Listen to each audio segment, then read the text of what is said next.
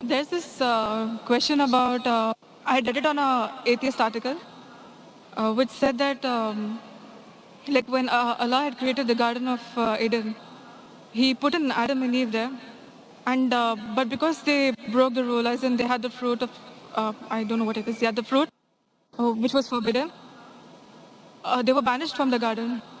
They were thrown out, and because of which it was told that you have to work for your daily bread. You need to work, and only then will you earn to have your daily bread. Likewise, it was also told that women, their pain in pregnancy would increase. It's like till now the same thing is happening. We have to work hard. We have to struggle. We have to do everything necessary to earn a daily bread. And the same thing with the women. Like they are dying in pregnancy. Their pain is increased.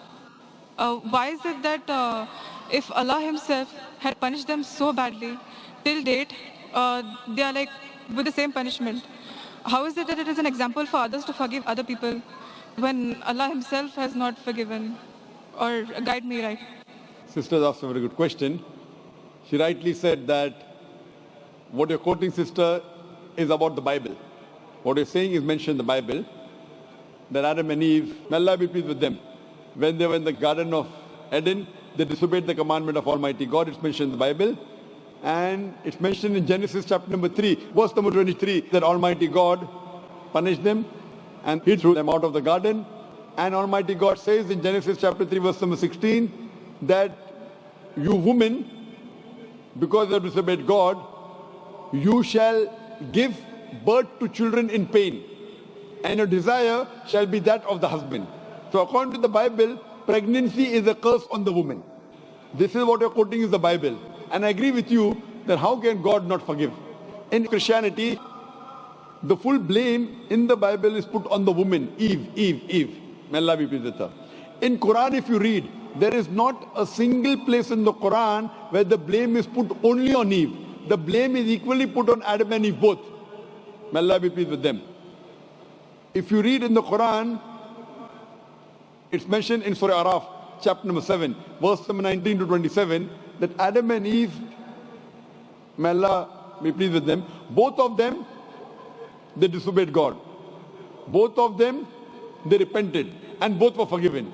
The blame is put equally on them. There is not a single verse in the Quran where the blame is only put on Eve. May Allah be pleased with her. But there is a verse in the Quran in Surah Taha, chapter number 20, verse number 121, which says that Adam, peace be upon him, he disobeyed God. So there is one verse which speaks only about Adam, peace be upon him, but as a whole, if you analyze, the Quran puts the blame on both of them, Adam and Eve, both of them. May Allah be pleased with them.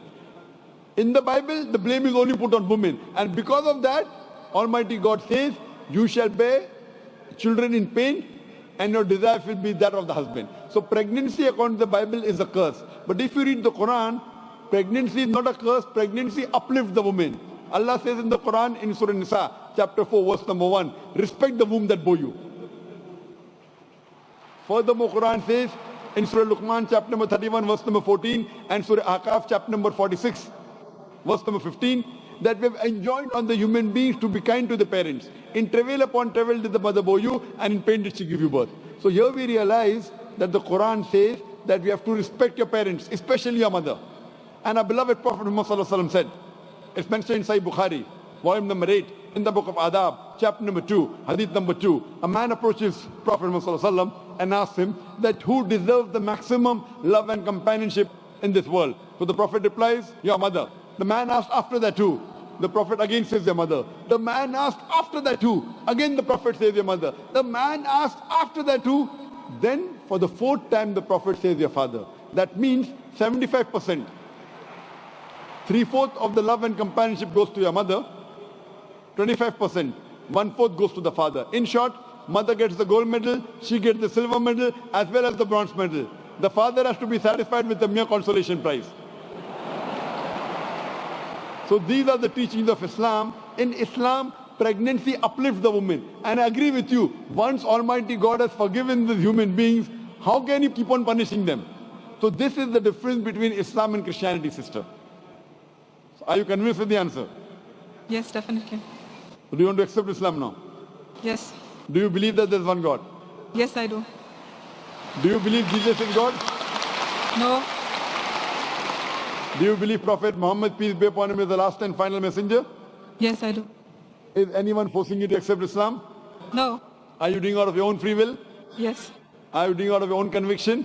Yes. Is there anyone giving you a bribe? No. What do you- Inshallah, so it's in Arabic and you can repeat it.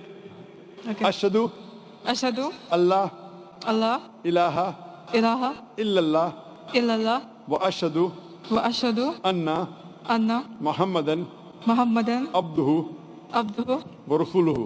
wa rasuluhu. I bear witness. I bear witness I bear witness that that there is no God there is no God but Allah, but Allah, and I bear witness and I bear witness that that Prophet Muhammad Prophet Muhammad is is the messenger the messenger and servant of Allah. and servant of Allah. MashaAllah.